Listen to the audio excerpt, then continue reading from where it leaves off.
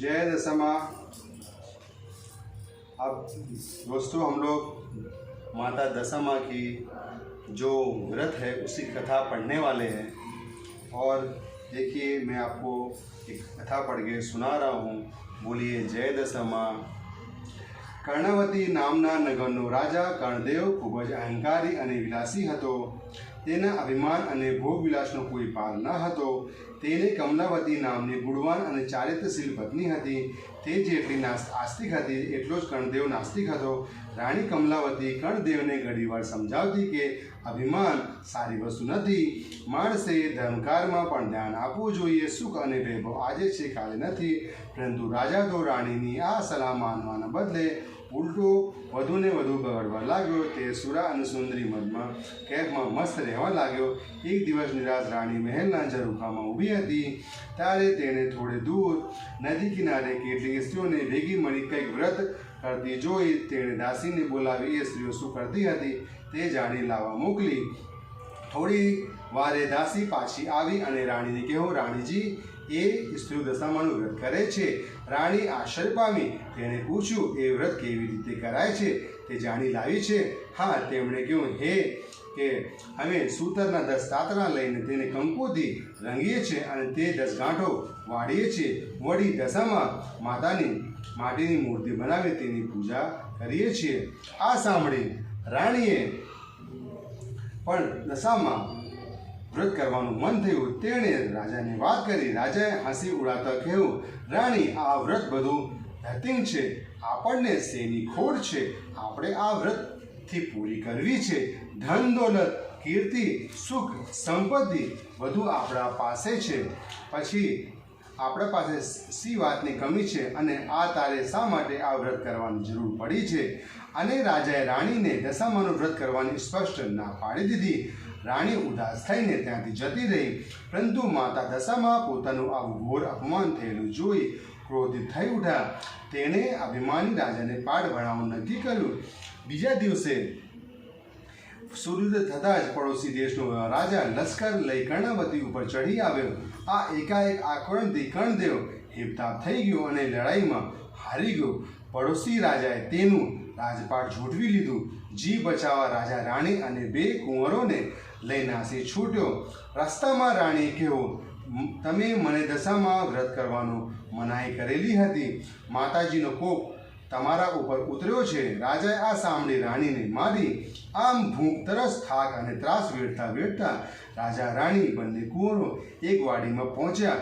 ત્યાં થાક ઉતારવા બેઠા ત્યાં તો એકાએક વાડીના બધા ફૂલ ઝાડ કરમાઈ ગયા। રાજા રાણી અને બંને કુંવરો આ જોઈ હબક ખાઈ ગયા।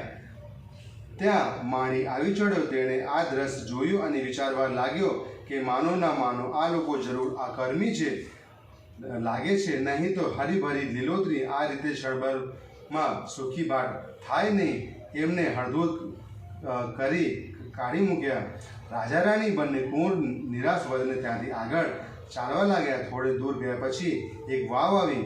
વાવ જોઈ બધાને પાણી પીવાનું મન થયું। કુંવરો તો ઝડપથી ચાલતા ચાલતા વાવના પગથિયા ઉતરવા लाग्યા। પરંતુ વાવમાં ગયા તો બંને કુંવરો અદ્રશ્ય થઈ ગયા। રાજા અને રાણી બંને કારનું કલ્પાત કરી ઉઠ્યા। રાજાને હવે મનોમન પસ્તાવા થવા लाग्યો કે જરૂર દશામાના ક્રોધનો તે શિકાર બને છે। પહેલાં રાજ ગયું અને બંને કુંવરો રાજાએ રાણીને કહ્યું, રાણી રડીશ નહીં। તેણે કુંવરો આપ્યા તેણે જ કુંવરો પાછા લઈ લીધા છે। રાજા અને રાણી આગળ ચાલ્યા। ચાલતા ચાલતા તેઓ એક ગામના પાદરે પહોંચ્યા। રાજા આનંદિત થઈ ઉઠ્યો। તેણે કહ્યું, રાણી આ તો મારી બહેનનું ગામ છે। ચાલ મારી બહેનને મળવા જઈએ। રાજા એક માણસને બોલાવી પોતાના આગમનનો સંદેશો આપવા બહેનને ત્યાં મોકલ્યા। બહેને પોતાના ભાઈ માટે પિત્તળના ઘડામાં સુખડી ભરીને મોકલાવી। તે ઘડામાં એક સોનાનું સાંકડું પણ મૂક્યું। રાજાએ ઘડામાં જોયું તો સુખડીની જગ્યાએ કોલસા અને સાકરની જગ્યાએ ફોફાડા મારતો કાળોતરો નાગ હતો। આ જોઈ રાજા ક્રોધથી રાત પીળો થઈ ગયો અને તેને માનવામાં ન આવ્યું કે તેની સગી બહેને ઘડામાં તેના માટે સાપ મોકલાયો હતો, પરંતુ તે હકીકત હતી। રાજા માથું પકડી વિચાર કરવા લાગ્યો। તેને સમજાયું કે આ બધું દશામાનો ક્રોધનું પરિણામ છે। આથી તેને ઘડામાં ભોંયમાં જ દાટી દીધો. રાજા અને રાણી આગળ વધ્યા. ચાલતા ચાલતા એક નદી આવી. નદી કિનારે ચીવડાની વાડી હતી. રાણીને ખૂબ ભૂખ લાગી. તેને રાખેવાળને ચીવડું આપવા કહેવું. રખેવાળને રાણી ઉપર દયા આવી. તેને રાણીને એક ચીવડું આપ્યું અને રાણીએ ચીવડાની સાડીના છેડાથી ઢાંકી લીધું. રાણીને થયું કે કોઈ કૂવાના કિનારે શાંતિથી ચીવડું ખાઈ પાણી પીશું. રાજા રાણી થોડી દૂર ગયા હશે ત્યાં જ તેમની પાછળ સૈનિકો આવી પહોંચ્યા. તેમણે બંનેને રોક્યા અને તેમની ઝડપી લીધી. તેમને રાણીની સાડીના છેડામાં ઢાંકેલું નાસી ગયેલું રાજકુંવરનું માથું સંતાડેલું મળ્યું. મા દશામાના ક્રોધના લીધે રખેવાળે આપેલું ચીવડું રાજકુંવરનું માથું બની ગયું હતું. સૈનિકો ક્રોધથી ભરાયા અને તેમને દોરડેથી બાંધી રાજાની સામે લઈ ગયા.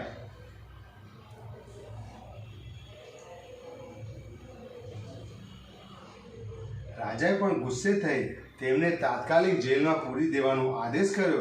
જેલમાં બેઠા બેઠા રાજા રાણી આ ઘટના ઉપર શાંતચિત્તે વિચારવા લાગ્યા. તેમને ખાતરી થઈ ગઈ કે જે કંઈ બનાવો બની રહ્યા હતા તે બધા દશામાના ક્રોધના લીધે બની રહ્યા હતા.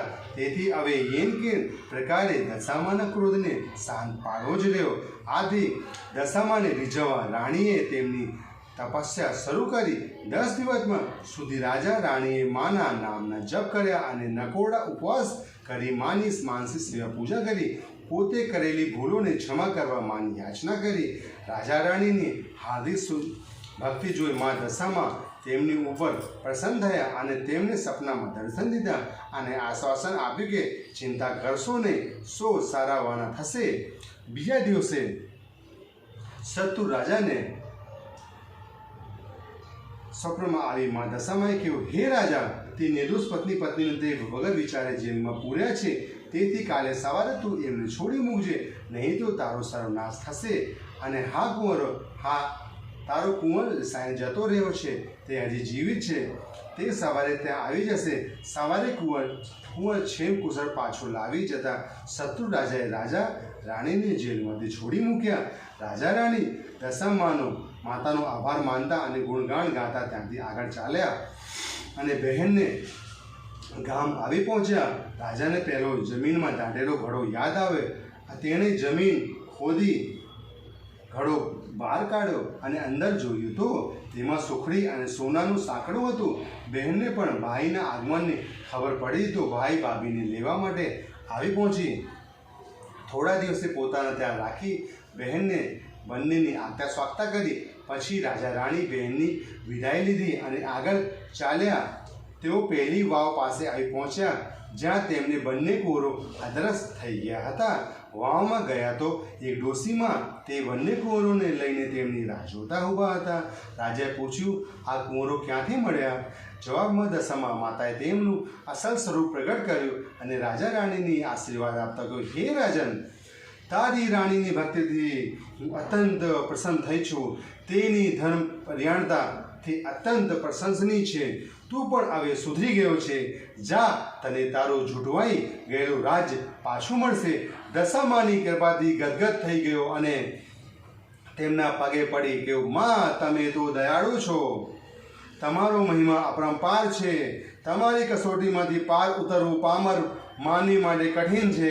તેથી માં સોના ઉપર દયાની અમી દ્રષ્ટિ રાખજો. દશામાએ કહ્યું, હે રાજન, જે કોઈ દશામાનું વ્રત રાખશે તેથી મારી અમી દ્રષ્ટિ પાત્ર હશે. જે કાંઈ પણ મારું અપમાન કરશે તેને મારા ક્રોધનો ભોગ બનશે. અને દશામાં અદ્રશ્ય થઈ ગયા. પછી રાજાએ રાજાનો સાથ લઈ પ્રજાનો સાથ લઈ શત્રુ રાજા સાથે લડાઈ કરી અને પોતાનું રાજ પાછું મેળવ્યું. રાજાએ નિષ્ઠાથી મા દશામાનું મંદિર બંધાવ્યું અને પ્રજામાં તેમનો મહિમા વધાર્યો. માની પ્રતાપથી તેઓ સુખ શાંતિ જીવન પસાર કરવા લાગ્યા. જય દશામા. દશામા જેવા રાજા રાણીને ફળ્યા તેમને સર્વને ફળજો.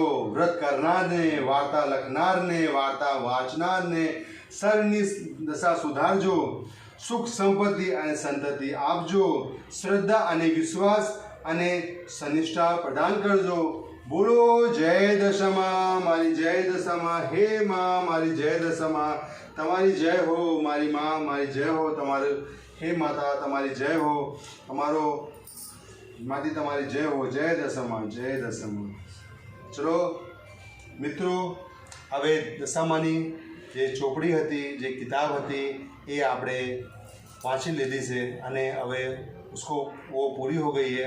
मैं जो दशामा की जो व्रत की जो किताब है वो गुजराती में है, मुझे गुजराती भी आती है गाइस, इसलिए मैं आपके साथ में गुजराती में भी बोल रहा था, क्योंकि वो किताब में जो गुजराती है वो मुझे पूरी आती है, तो मैं गुजराती में पढ़ रहा था. वो किताब पूरी हो गई है.